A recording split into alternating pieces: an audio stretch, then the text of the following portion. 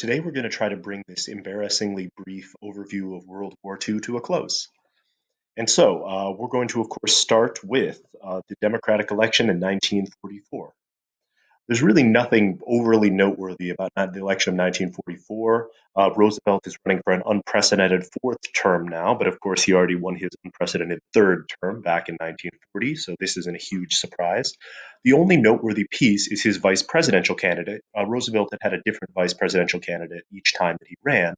This time, it was Harry Truman of Missouri, who was somewhat of a moderate pick, hopefully to try to stem from fears that Roosevelt's health was failing, and they didn't want someone like Henry Wallace, who was a far left liberal there. They wanted someone more moderate on the ticket just in case. In the end, it didn't make a huge difference, as you can clearly see. Roosevelt won about the same number of states that he won the previous round. Lost the Midwest, lost a couple of the sort of industrial Republican states. Popular vote not overly close, electoral vote really, really not close.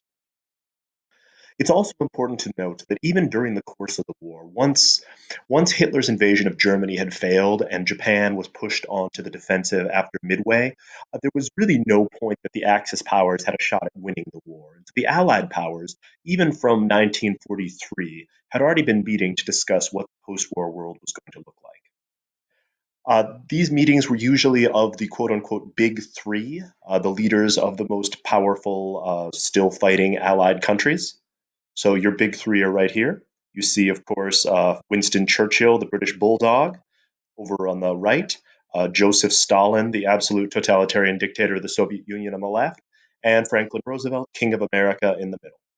They discussed a whole variety of different things at these conferences, but mostly, again, what the post war world was going to look like. They set up the framework for what would become the United Nations with the Declaration of Four Nations on General Security. China was technically one of the four nations, but no one really cared what China thought.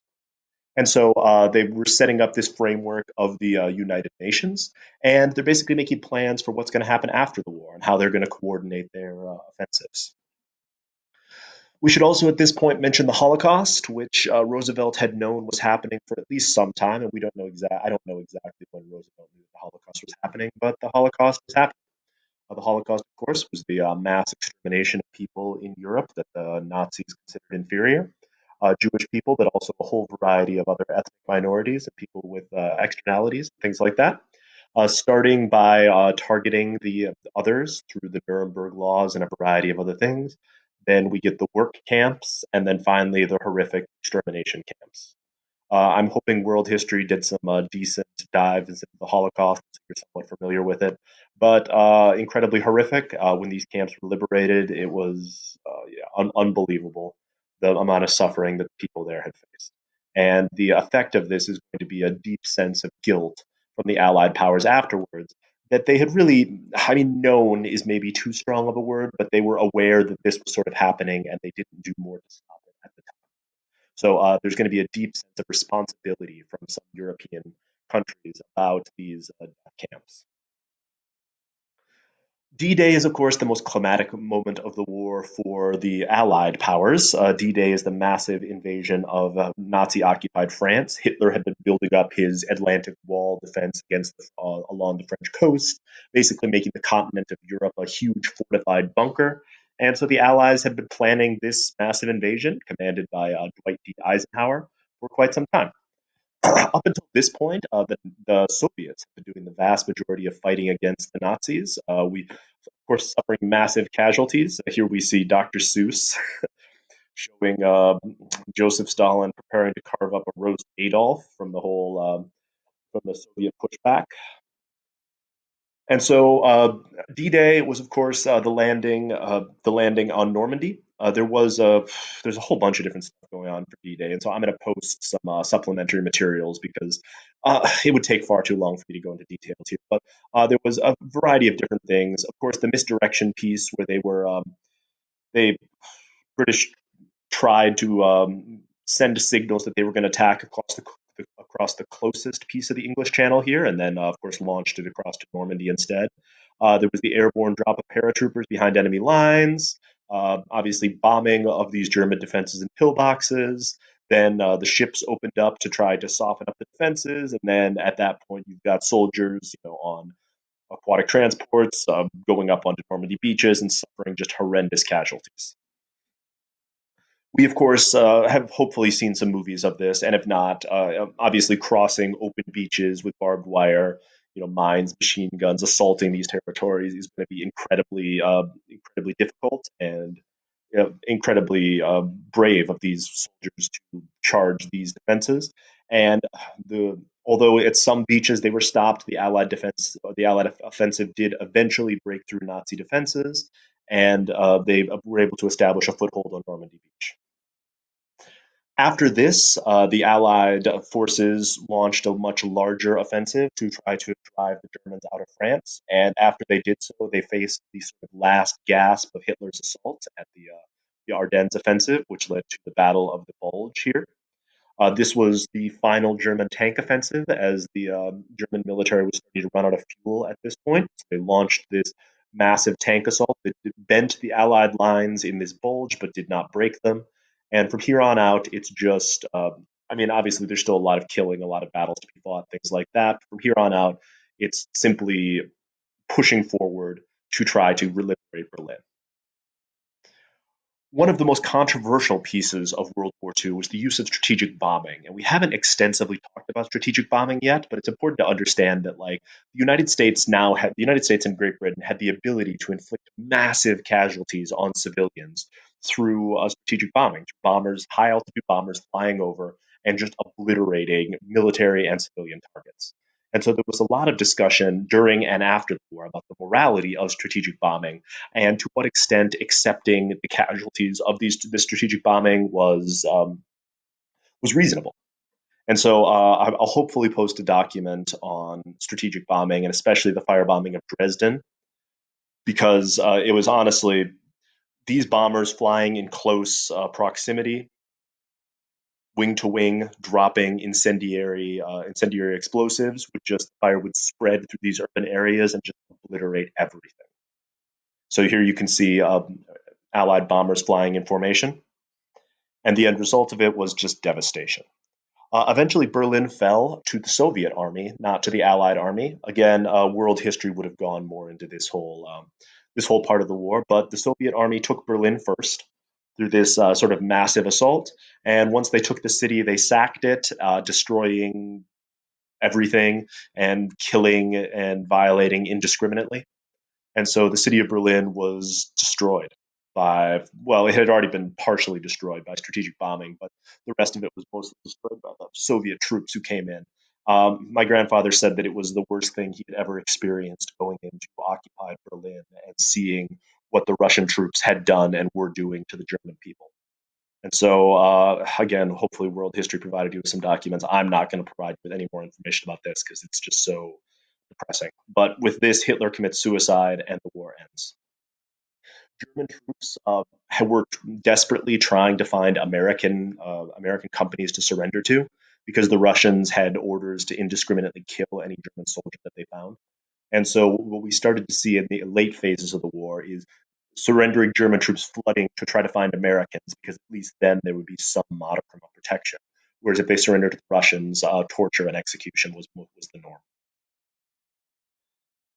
With Nazi Germany surrendered, we're going to transition over to the Pacific. It's important to understand that most of this stuff was happening simultaneously. It's not like the United States beat Nazi Germany and then moved over to Japan. We were fighting a lot of these battles at the same time, which really encapsulates the scope of World War II that the United States was able to operate in these two independent fronts with such massive coordination and to be successful. The strategy that the United States used in the Pacific was called island hopping, with the idea being that you would take these strategic Japanese strongholds and then you would use them as a jumping off point to take the next stronghold. Obviously, this was the goal, of course, being to set up these sort of strategic bases to get close enough to the Japanese islands that we could either bomb them slash set up for an invasion. This strategy was masterminded by Douglas MacArthur, who we see here striding aboard one of these islands. You may remember him as the commander who left the Philippines, famously saying, "I will return." But it was an incredibly brutal strategy, despite its strategic advantages, because again, you're doing sort of a mini D-Day landing on each of these islands. The Japanese have fortified these islands for a significant period of time, and the Japanese had a tradition of, or had a habit of fighting near to the death, with surrender not really being an option for most Japanese soldiers, which I think there's a document posted that deals with that as well. Obviously, it was a massive undertaking because each of these islands has to be turned into sort of a fortified base to be used as a jumping off point to attack the next island. So each of these island invasions were massive in terms of manpower and supplies. And so obviously there were a lot of them, and we're only going to focus on a few of them that sort of describe the rest. And again, documents posted describing the accounts of these. Once these islands were taken, they were often used simply as air bases slash refueling depots, with the goal being to jump to the next island and to theoretically get close enough, as you can see, to the Japanese mainland that we would be able to stage some sort of assault, be it through aerial attacks or through an actual invasion. The Battle of Guadalcanal was sort of the beginning of the island hopping. Guadalcanal is part of the East Indies, and it involved a massive naval battle in order to secure the channel outside Guadalcanal, and then, of course, a landing on this tropical island. And after that, it's basically guerrilla warfare in the jungle against a fortified and well prepared enemy. So first, you have to, of course, land on the beaches with these amphibious tractors, going through, machine gun fire, mortar fire, all this stuff, mines on the beach, and barbed wire. And it was obviously the U.S. carriers also had to drive the Japanese Navy off before this could be attempted, and so there were massive battles in order to secure sort of naval supremacy in the region before we could attempt these landings. Otherwise, the troops would be sitting ducks. And of course, Guadalcanal, as you can, is right down. Hmm. Guadalcanal is part of the Solomon Islands right here. Apologies, it took me that long to find it. And so this was sort of the beginning of the jumping off point to uh, to launch larger attacks throughout. And so you can see clearly how much distance needs to be taken and how many of these islands need to fall in order for the United States to get close enough to Japan to actually strike. The Battle of Okinawa is the next one. Okinawa is the island, as we can see, well, as you can see from this map, that is closest to the Japanese mainland. So we skipped over a whole bunch of incredibly brutal island battles because we simply don't have time. So Okinawa, again, massive landing. This is going to be the last step before preparing the invasion slash assault of Japan. And again, man, it was incredibly brutal fighting, huge casualty numbers on both sides. The Japanese had fortified the island of Okinawa, had extremely fortified it, and so had to break through Japanese defensive lines. And then it took almost 3 months to capture this tiny island. So obviously, as you can see by this newspaper headline, the United States is suffering, 45,000 casualties. And at the end, the Japanese suffered almost 100,000 casualties, and only less than 2,000 Japanese troops surrendered, which showed you exactly what level of casualties it was required to inflict on the Japanese before they would be willing to surrender. We then began strategically bombing the island of Japan.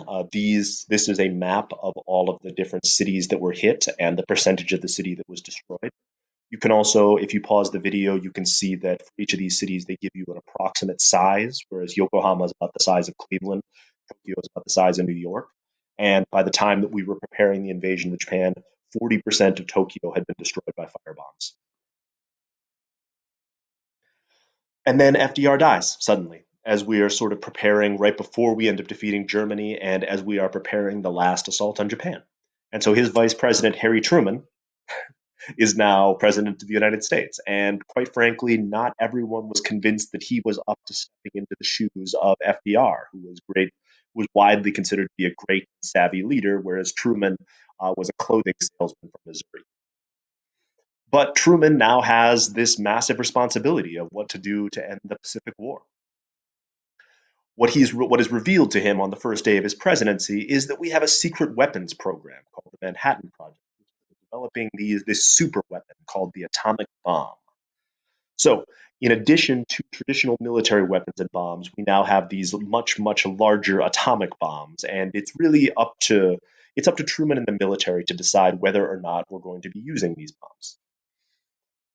Weighing all the options and considering the fact that the invasion of Japan was probably going to was going to cost a ridiculous number of lives, Harry Truman gives approval for the use of atomic weapons. And so the U.S. The U.S. Armed Forces first dropped an atomic bomb on Hiroshima, leveling the city. We had left Hiroshima and Nagasaki somewhat untouched because we wanted to see the effects of the atomic bomb as it was dropped on a city that was mostly intact. And so we leveled the city of Hiroshima first. The Japanese, after this, refused to surrender, and so we also leveled the city of Nagasaki afterwards. I'm going to post a video of the effects of the atomic bomb, but the epicenter vaporizes everything, and then after that, you have rolling flames throughout the city, and then beyond that, a much larger radiation zone, which is also fatal. So, with all this, we have now entered the nuclear age. And so, the dropping of the atomic bomb laid out a whole series of questions about, are these simply traditional weapons? How do we prevent other people from using them? Should we be preventing nuclear proliferation? Who should be in charge of using atomic weapons? And as you can see over time, the United States has a brief monopoly on atomic weapons, which we're going to talk about tomorrow. And after that, the Soviet Union tests them, and now we've got a whole host of about 8 or maybe 9 nations that have atomic weapons, which is somewhat game changing. So, with that, we can now deliver with these sort of long range bombers devastation on an unprecedented scale. And so, warfare is now profoundly different.